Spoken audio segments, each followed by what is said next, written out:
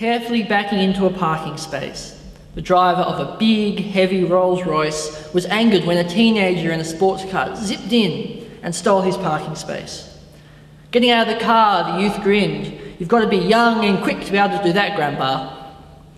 The older gent grinned too and continued backing up his Rolls-Royce, crunching the tiny sports car into a total wreck.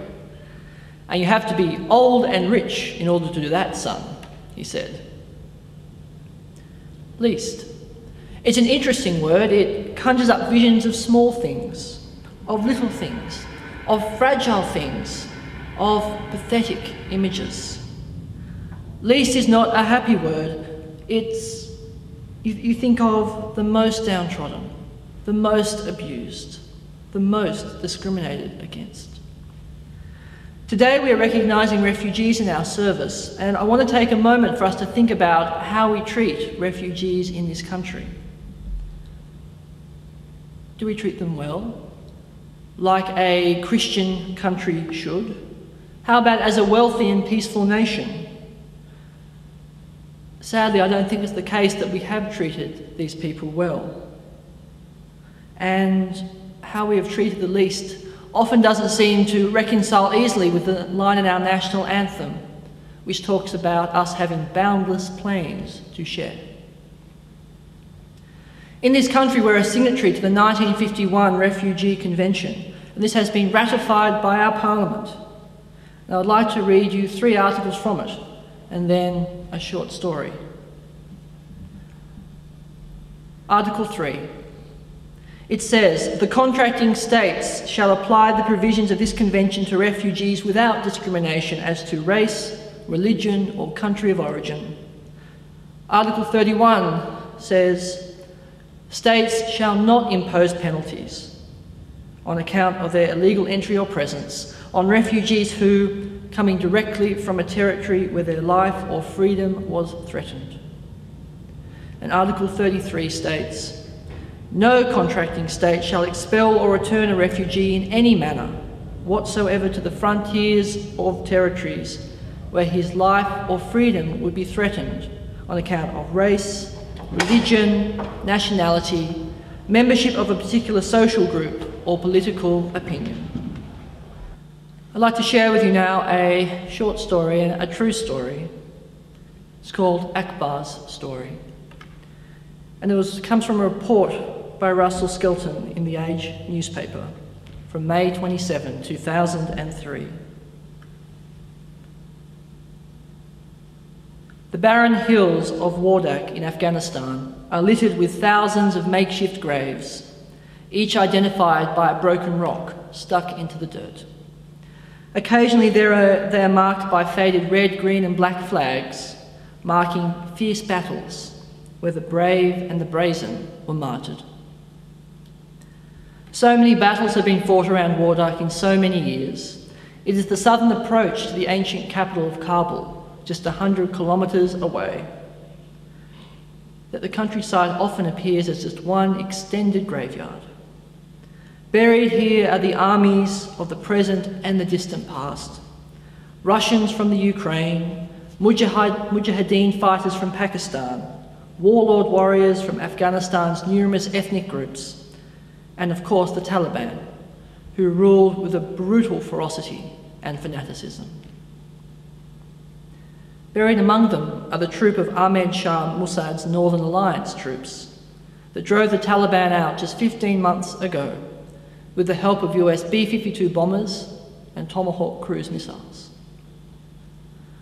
Ahmad Ali despairs when he thinks back to the day 5 years ago when the Taliban arrived in the village of Sarkazma to take revenge on the Hazara people resisting the Taliban's brutal brand of fundamentalism, with its literal imposition of Sharia law, including executions, beheadings, and amputation. We had resisted the Taliban and they were sent to crush us, Ali says. 600 Hazaras died in the fighting. The Taliban rounded up 118 men, women and children and shot 60 of them in the bazaar. I knew then I had to get my eldest son out of Afghanistan.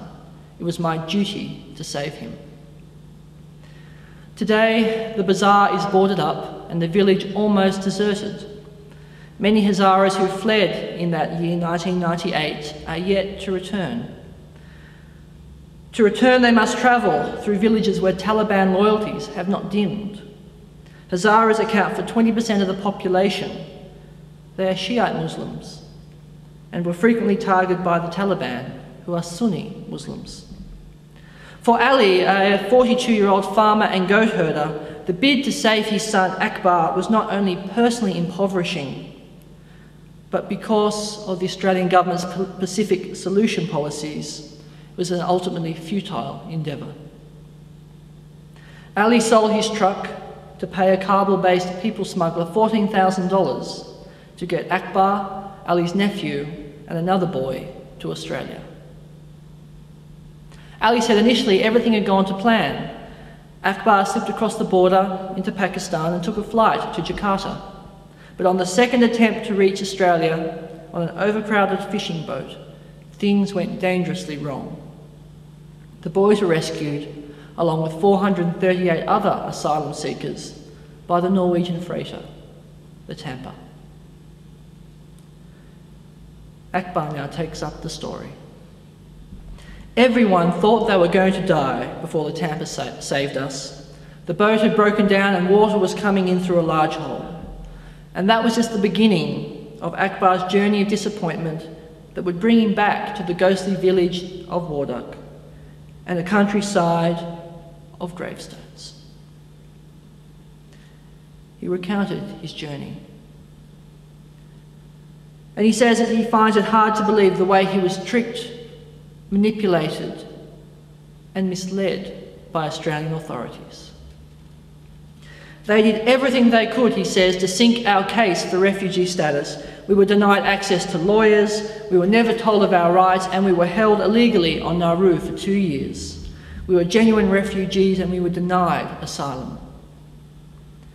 After first refusing to leave the Tampa, Akbar says that the asylum seekers, including many Iraqis, agreed to go when the Australian commander on the boat told them that they would be taken to Nauru for an interview and then on to Australia. We were tricked, he says, into leaving the Tampa. They had no intention of ever letting us get to Australia. The trip to Nauru took 17 days, he says, when it should have taken 7 at the most. We were kept at sea while they built camps for us on Nauru. But they were also waiting for the Taliban to be defeated so that our claims for asylum could be rejected. They knew that the longer the interviews about our claims were delayed, the less chance there was of us being accepted as refugees. We were tricked into thinking that Nauru was just a stopover on the way to Australia. Akbar says the conditions on the boat were bad. He and the others on board were given only bread and jam to eat and water. Many people had to sleep on the floor, the toilets did not work properly and many were seasick. When the Iraqis refused to leave the boat at Nauru, they were taken off by force. The soldiers would wait for them to go to the bathroom and then they would grab them. Some who resisted were beaten with batons. Conditions on Nauru, he says, were no better. Fellow Afghans went mad from the combination of oppressive heat, isolation, and uncertainty about their status. People went crazy.